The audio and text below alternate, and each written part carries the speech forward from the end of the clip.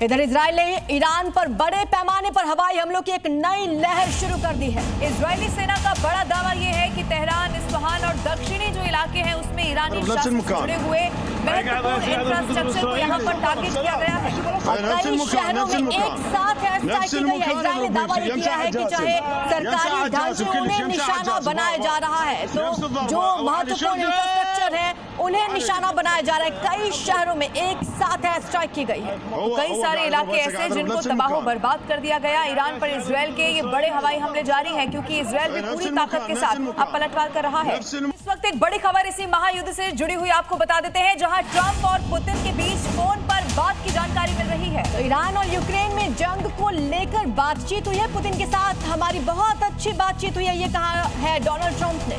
Putin मदद करना चाहते हैं, ये भी ट्रंप की तरफ से कहा गया है। ये बड़ी खबर इस वक्त आपको बता रहे हैं जब डोनाल्ड ट्रंप की पुतिन से फोन पर बातचीत की जानकारी मिल रही है। तो बताया जा रहा है कि इन दोनों के बीच लंबी बातचीत हुई है। न सिर्फ ईरान बल्कि यूक्रेन को लेकर भी बातचीत हुई है और ट्रंप का ये कहना है कि हमारी बहुत अच्छी बातचीत हुई जिसमें मदद की बात कही गई।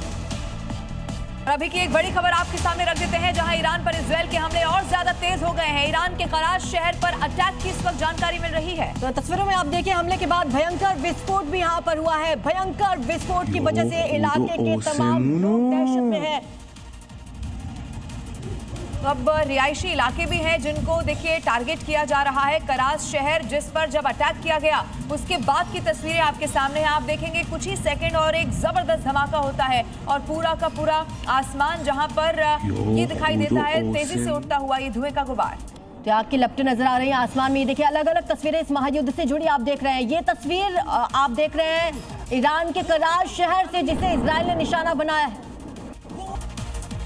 इसी बीच बड़ी खबर कि ईरानी मिसाइल ठिकानों पर अब यूएस की नजर है। यूएस का सर्च एंड डिस्ट्रॉय मिशन शुरू हो रहा है। सेंटकॉम ने बकायदा इसका वीडियो जारी कर दिया है। ईरान की मिसाइलों को नष्ट कर देंगे, यही देखिए इसी मिशन के साथ अब यूएस आगे बढ़ता हुआ यहाँ पर नजर आ रहा है। और इसका एक वीडियो आपके टेलीविजन स्क्रीन पर है जिसमें ये साबित हो रहा है कि ईरान की मिसाइलों को नष्ट करने के लिए इस वक्त अमेरिका आगे बढ़ रहा है।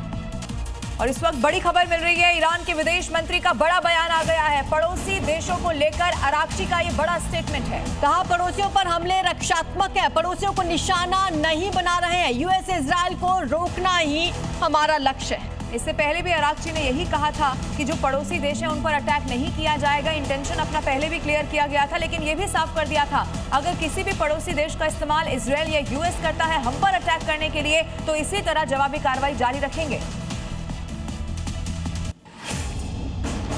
और एक और बड़ी खबर जंग से जुड़ी हुई आ रही है। लेबनान के खिलाफ इजराइल ने एक्शन लिया। बॉर्डर पर सेना टैंक की तैनाती कर दी गई है। बॉर्डर से लेबनान पर इसी तरह से हमले लगातार जारी है। ये बड़ी खबर इस महायुद्ध से जुड़ी हुई मिल रही है।